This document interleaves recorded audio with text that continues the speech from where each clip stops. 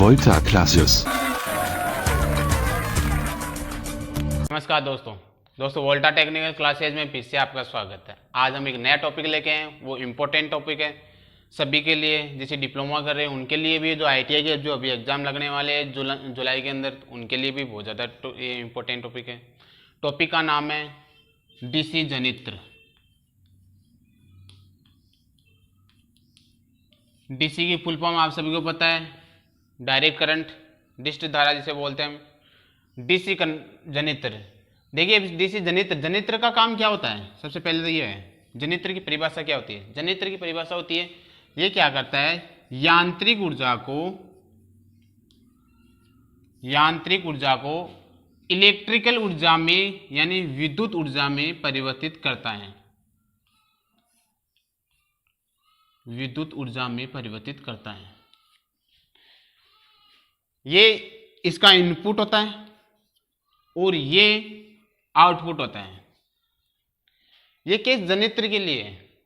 अगर हमें मोटर के लिए केस करना हो तो मोटर के लिए क्या होता है, हम यहाँ पे इनपुट देते हैं, यानी कि जो हमारा इलेक्ट्रिक ऊर्जा है, इलेक्ट्रिक एनर्जी है, वो इनपुट देंगे, और यांत्रिक यानी मैकेनिकल जो एनर्जी है वो हमें आउटपुट में प्राप्त होगी।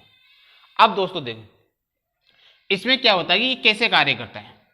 ये जो जनित्र होते हैं वो एक डोमेन पे कार्य करते हैं। डोमेन का मतलब होता है, यहाँ पे अगर मैकेनिकल डोमेन है, ये एक मैकेनिकल डोमेन है।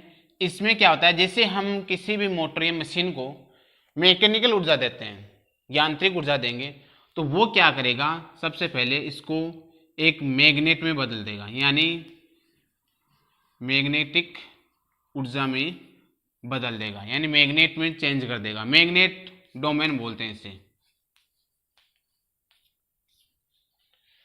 सबसे पहले हम जैसे यांत्रिक ऊर्जा देंगे, यांत्रिक ऊर्जा देने के बाद ये मैग्नेट में परिवर्तित करेगा।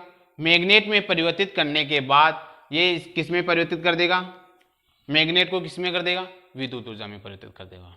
यही होता है, यानी हमारा जो जनित्र होता है, जो मशीनें होती है, यही तो काम करती है। यांत्रिक ऊर्जा हम देते हैं तो यांत्रिक ऊर्जा को वो मैग्नेट में चेंज करती है, मैग्नेट से फिर हमारी विद्युत ऊर्जा में परिवर्तित हो जाता है।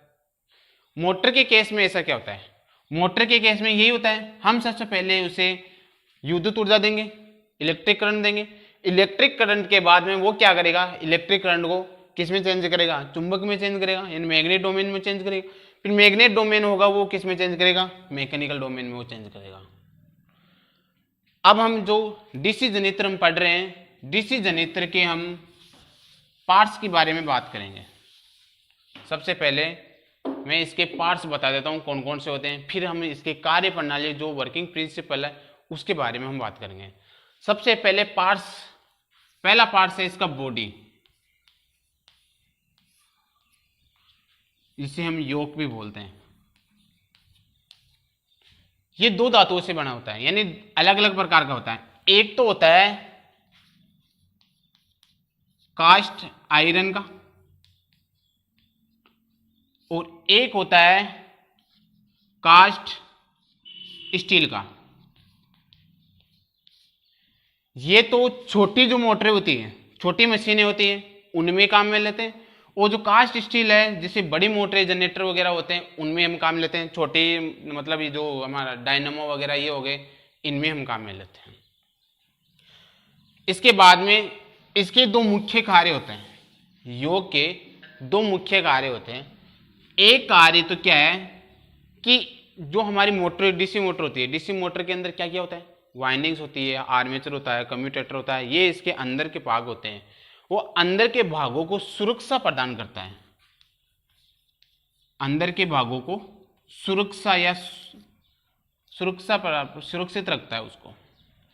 दूसरा कार्य क्या है, जो हमारा मैग्नेटिक डोमेन होता है, जो चुंबकीय डोमेन होता है, चुंबकीय रेखाएं, जैसे ये पटकी है वो चुंबकीय, जैसे हमारे पास एन और एस दूर होता है, ये एन एस दूर है, ऐसे चुंबकीय रेखाएं बनाते हैं, ये चुंबकीय रेखाएं बनाती है। इन रेखाओं को एक मार्ग प्रदान करता है। ये हमारा जो बॉडी होती है, इन रेखाओं को एक मार्ग यानी पथ प्रदान करती है, इन रेखाओं को पथ प्रदान करती है। अब हमारा दूसरा है दूसरे पार्ट्स की बात करते हैं। पोल का काम क्या होता है? पोल का काम होता है वाइंडिंग को स्थापित करना। जैसे हम वाइंडिंग करते हैं, ऐसे हम एक कोयल बनाते हैं, उस कोयल को पोल के ऊपर स्थापित कर देते हैं। अगला अपना नेक्स्ट टॉपिक, नेक्स्ट पार्ट है तीसरा, आर्मेचर।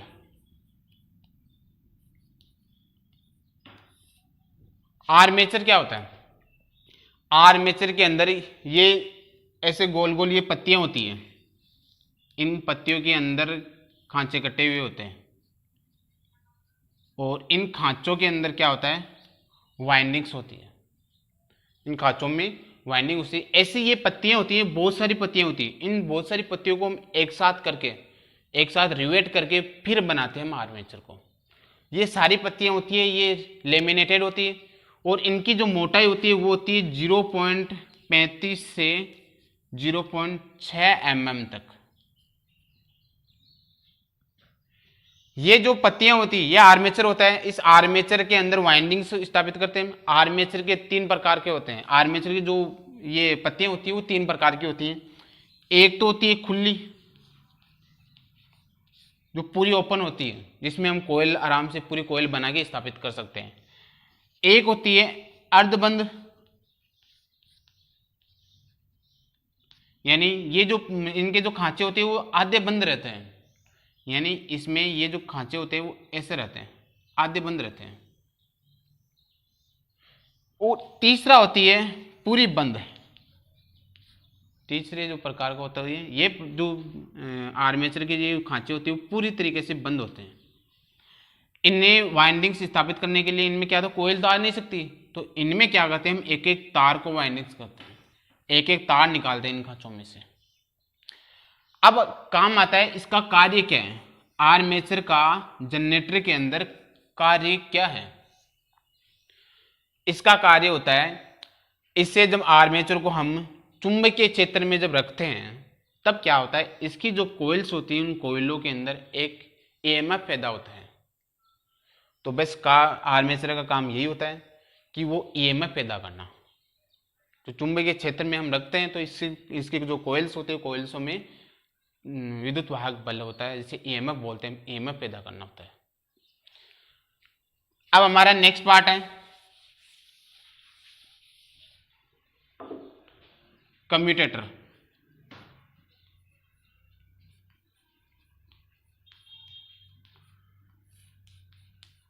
कम्यूटेटर क्या होता है?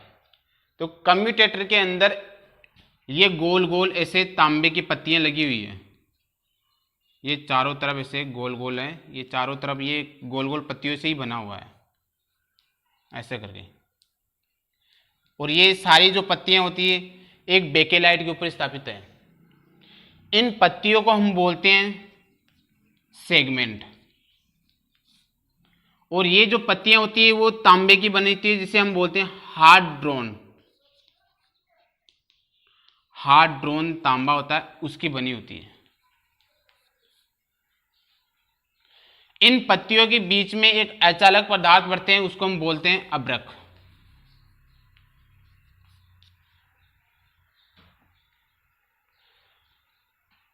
और कम्यूटेटर का काम क्या होता है, इसका कार्य क्या होता है? इसका कार्य होता है कि हमारा जो आर्मेचर होता है, आर्मेचर के अंदर जो विद्युत वाहक बनेगा, उस विद्युत वाहक बल को डीसी के रूप में बाहरी परिपथ को प्रदान करना होता है।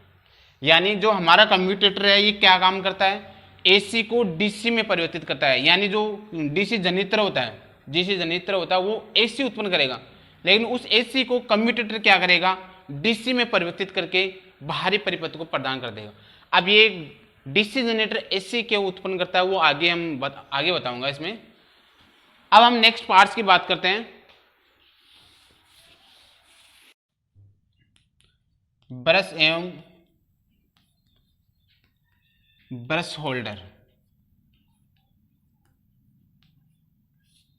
हमारे जो ब्रश होल्डर होते हैं वो कम्यूटेटर के ऊपर स्थापित किए जाते हैं। कम्यूटेटर के इनका काम क्या होता है, जो हमारे कम्यूटेटर होता है उसके अंदर ईएमएफ जो पैदा होता है उस ईएमएफ को बाहरी परिपथ को प्रदान करना होता है। हमारे जो ब्रश होते हैं इनका जो कम्यूटेटर के ऊपर जो दबाव होता है वो कितना होता है, 0.1 से 0.25 kg प्रति सेमी। इनका जो ब्रश होते हैं वो दो प्रकार के लेते हैं, एक तो हम लेते हैं कार्बन का और एक लेते हैं हम तांबे का। कार्बन के ब्रश होते हैं वो छोटे मोटरों में लेते हैं, जिनका जो धाराएं होती है वो 4 से 6 एम्पियर तक होनी चाहिए। और तांबे का लेते हैं हम जो बड़ी मोटरें, बड़ी मोटरों में कितनी भी धारा हो, जैसे ज़्यादा भी ले सकते हैं इनसे, तो यानी जहाँ कार्बन छोटी मोटरों में लेते हैं, बड़ी मोटरों में हम तांबे का यूज में लेते हैं। इसका जो कार्बन होता है वो कार्बन का कारण क्या है यूज में लेने का, एक तो इसके लाभ क्या है, एक तो ये ऑक्सीकृत नहीं होता, जो कार्बन का जो ब्रश होता है वो कभी ऑक्सीकृत नहीं होता। दूसरा है इसका लाभ कि जो हमारा कार्बन का जो ब्रश होता है वो इसका अगर टेम्परेचर बढ़ेगा तो प्रतिरोध इससे कम हो जाएगा। और इसकी एक हानि भी होती है, हानि ये होती है कि टेम्परेचर प्रतिरोध अगर कम हो जाता है, प्रतिरोध कम हो जाएगा तो वो क्या होगा कि हमारा जो कम्यूटेटर होगा उससे वो हट जाएगा। हटने से क्या होता है कि जो हमारा जो कम्यूटेटर है वो सप्लाई नहीं दे पाते हैं। अब हम बात करते हैं जो हमारा डीसी जनरेटर है उसकी वर्किंग प्रिंसिपल की बात करेंगे, तो हमें वर्किंग प्रिंसिपल के बारे में समझते हैं। मैंने अभी स्टार्ट में बताया था आपको, जो हमारा डीसी जनरेटर होता है वो सबसे पहले हम जनरेटर को मैकेनिकल ऊर्जा देते हैं, यानी मैकेनिकल डोमेन में ही आता है। फिर हम मैकेनिकल डोमेन से इसे मैग्नेटिक डोमेन में जाते हैं। अब मैग्नेटिक डोमेन से ये किस में जाता है, इलेक्ट्रिकल डोमेन में।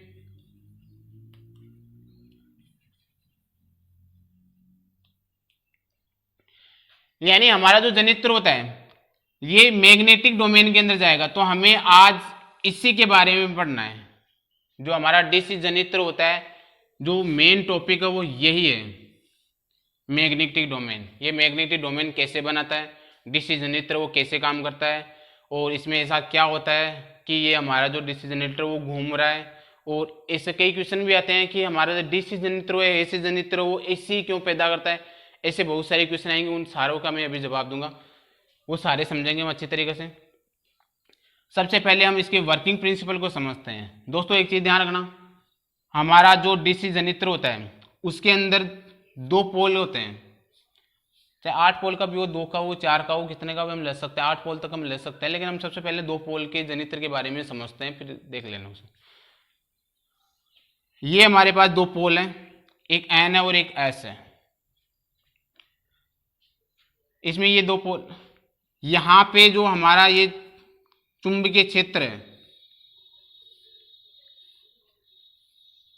ये चुंबकीय रेखाएं हैं जो उत्तर से, यानी उत्तर से दक्षिण की ओर, नॉर्थ से साउथ की ओर चलती है। ये जो हमारा मैग्नेटिक फील्ड है, इस मैग्नेटिक फील्ड के अंदर अगर मैं किसी कंडक्टर को रखूंगा, यानी किसी चालक को रखूंगा, मैं किसी कंडक्टर को रखूंगा तो इस चालक के अंदर क्या होगा, एक ईएमएफ पैदा होगा।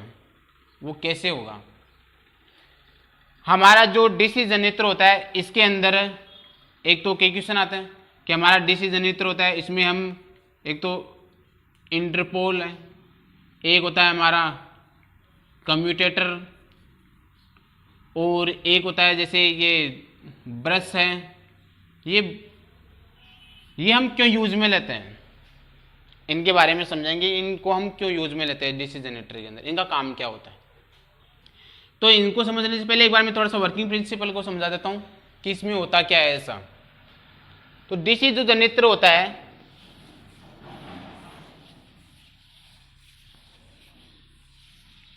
हमारा डीसी जनरेटर होता है वो माइकल फेराडे के चुंबकीय प्रेरण के सिद्धांत पे कार्य करता है। ये क्या करता है, फेराडे के चुंबकीय प्रेरण के सिद्धांत पर कार्य करता है।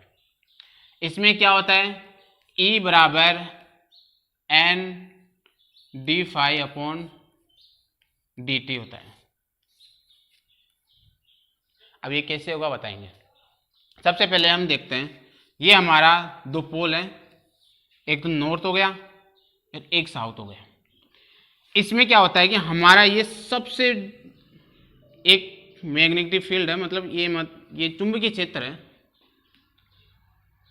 यानी ये दोनों पोल है, इन दोनों पोल के बीच में, यानी यहाँ पे हमारे दो पोल रखे हैं, मैंने दो चुंबक रखी है, इन दोनों पोल के बीच में जो बीच का जो क्षेत्र होता है ना, वो स्ट्रॉन्ग मैग्नेट होता है, इसे हम बोलते हैं स्ट्रॉन्ग मैग्नेट होता है इस बीच वाले क्षेत्र को। फिर जैसे जैसे ये थोड़ा कम होता जाता है, फिर थोड़ा जो हमारा जो मैग्नेट होता है वो थोड़ा कम होता जाता है, इसे ऊपर ऊपर जैसे इनके ऊपर जाएगा, ये जो हमारा मैग्नेटिक फील्ड है ये ऐसा है, ये जैसे जैसे ऊपर आएगा तो इसका जो मैग्नेट होगा वो कम होता जाएगा, ऐसे ही इसमें इस तरफ ये वो कम होता जाएगा। इसे एक बार थोड़ा सा और समझते हैं। देखिए ये दो पोल हो गए, एक तो एन हो गया, एक एस हो गया। इसमें क्या होता है, ये हमारे स्ट्रॉन्ग मैग्नेटिक फील्ड हो गया। ये जो हमारा स्ट्रॉन्ग मैग्नेटिक फील्ड है, इसको एक बीच में एक रेखा काटती है, इस रेखा को हम बोलते हैं MNA, यानी मैग्नेटिक न्यूट्रल एक्सिस।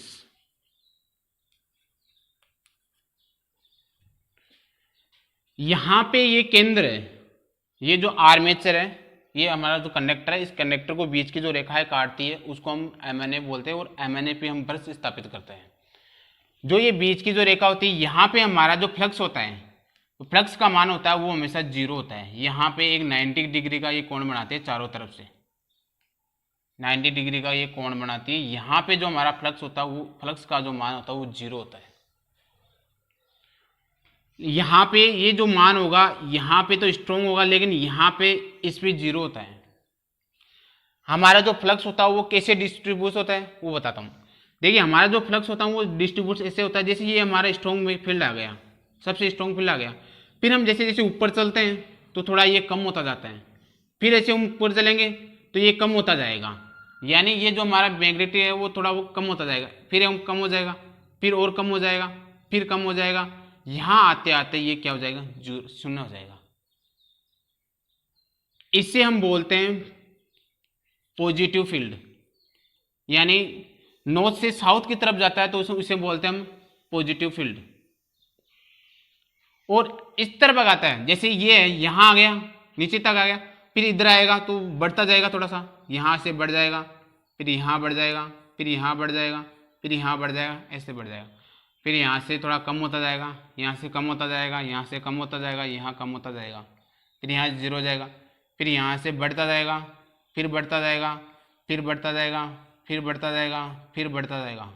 ये ऐसे करके एक वेव फॉर्म बन जाएगी, यानी ये ऐसे करके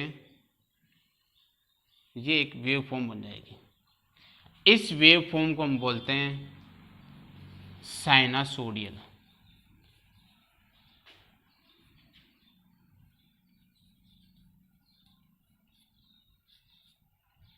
इसे हम बोलते हैं साइनसोइडल। एक minute,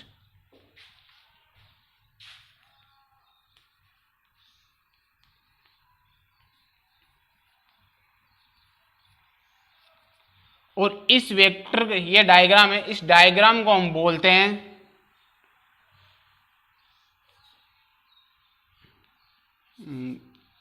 field vector space diagram.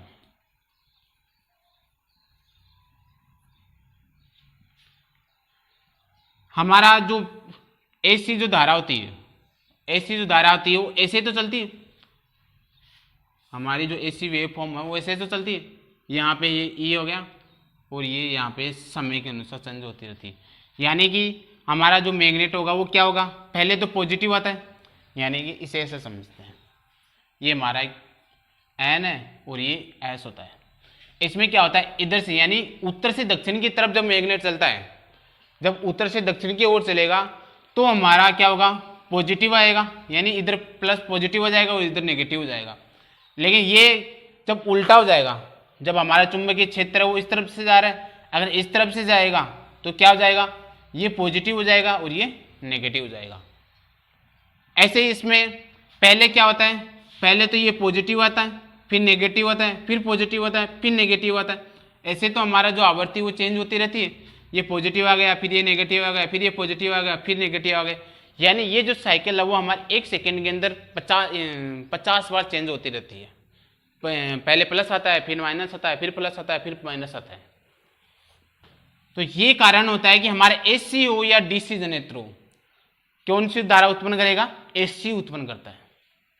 चाहे दोनों डीसी को जनरेटर कोई सा भी हो, जो हमारा जो उत्पन्न करता है वो हमेशा एसी ही उत्पन्न करता है। हम इसे भी चेंज करते हैं, कम्यूटेटर लगा के उसे डीसी में परिवर्तित कर देते हैं। हमारे डीसी जनरेटर में जो ईएमएफ होता है वो ईएमएफ को हम 2 प्रकार से इंड्यूस करवा सकते हैं। कैसे? एक तो होता है, यानी हमारा जो कंडक्टर होता है उसे स्टेशनरी रखकर,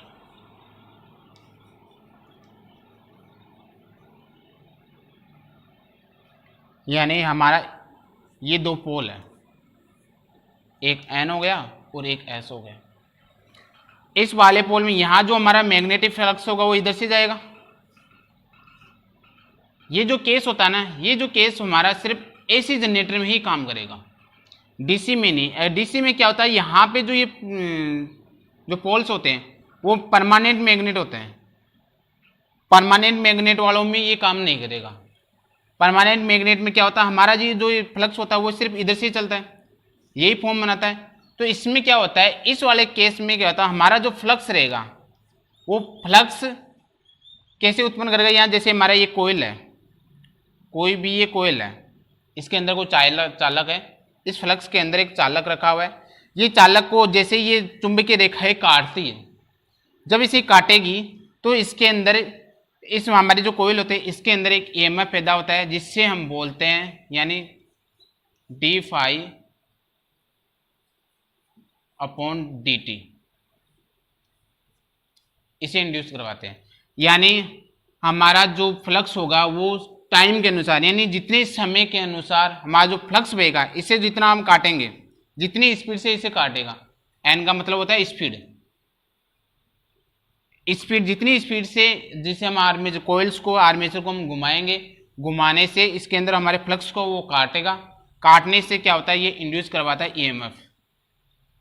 ये सिर्फ एसी जनरेटरों में इसलिए होता है क्योंकि यहाँ परमानेंट मैग्नेट होता है, और एसी जनरेटर में क्या होता है कि जरूरी नहीं है हमारा जो फ्लक्स है वो नॉर्थ से साउथ की तरफ ही जाए, साउथ से नॉर्थ की तरफ भी जा सकता है, लेकिन परमानेंट मैग्नेट में क्या होता है, सिर्फ नॉर्थ से साउथ की तरफ ही जाता है। यानी ये अगर पॉजिटिव है तो ये नेगेटिव ही रहता है। और एसी में क्या होता है, ये पॉजिटिव होता है, ये नेगेटिव होता है, ये पॉजिटिव होता है, ये नेगेटिव होता है। इसमें जो हमारा जो ये चेंज होते रहते हैं, सिरे चेंज होते रहते हैं। एक तो ये कारण हो गया ईएमएफ पैदा कराने का।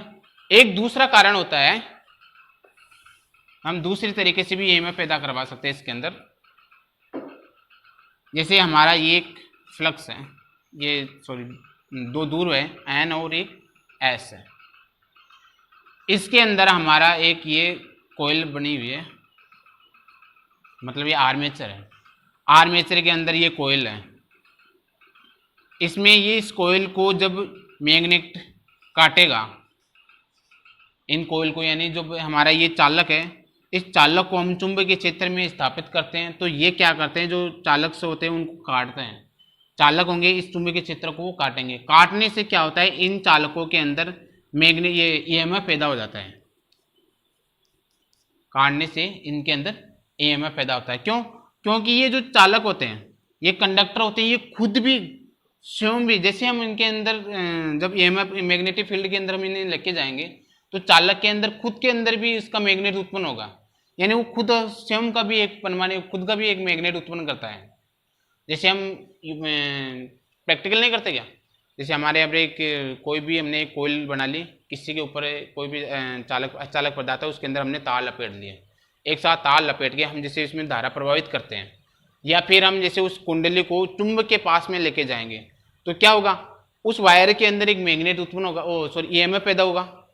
जब हम उसे, जैसे हमारे पास ये कोई चालक पदार्थ है, चालक के अंदर हमने ऐसे वाइंडिंग्स कर ली, इस कोयल बना दी एक, इस कोयल को हम जैसे ही चुंबकीय क्षेत्र के पास में लेके जाएंगे तो क्या होगा, इनके अंदर भी मैग्नेट उत्पन्न होगा, तो मैग्नेट बनेगा। इसमें मैग्नेट बनने से क्या होता है, इन चालकों के अंदर ईएमएफ पैदा होने लग जाता है। तो दूसरा कारण ये हो गया कि हम चालक को चुंबकीय क्षेत्र में अगर स्थापित करते हैं तो इसमें एक ईएमएफ पैदा होता है।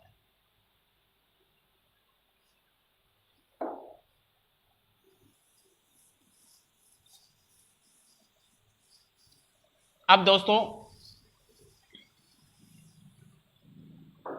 एक क्वेश्चन है, जैसे ये हमारे पास एक जनित्र है, इसे हमने एक डीसी जनित्र से जोड़ रखा है, डीजल इंजन से जोड़ रखा है, ये हमारा प्राइम मूवर है। इस प्राइम मूवर के द्वारा हम जैसे हम इसको स्टार्ट करते हैं, जैसे हम इस प्राइम मूवर के द्वारा हम इसे स्टार्ट करते हैं यानी घुमाते हैं, तो मान लो कि झटके के साथ एक बार ये घूमे नहीं, हमारे पास एक झटका लगता है, ये छूट जाए, यहाँ से कुछ भी हो जाए, इसे कंडीशन हो जाएगी, जैसे हम इसे स्टार्ट करते हैं तो छूट जाएगा। छूटने से क्या होता है कि ये पीछे की तरफ धक्का मारता है, ये इस तरफ धक्का मारता है। ये क्यों मारता है, ये झटका क्यों मारता है, यानी ये बेक तरफ क्यों मारता है, यानी पीछे की तरफ झटका क्यों मारता है, इसका कारण क्या है। अब इसे जानने के लिए हम आगे नेक्स्ट वीडियो बनाएंगे, उसमें आज के लिए इतना ही। हम इसका जवाब मैं नेक्स्ट वीडियो में दूंगा। अगर आप लोगों को किसी को पता है तो कमेंट्स बॉक्स में लिखें और इसके बारे में थोड़ा बहुत मुझे बताएं। Thank you.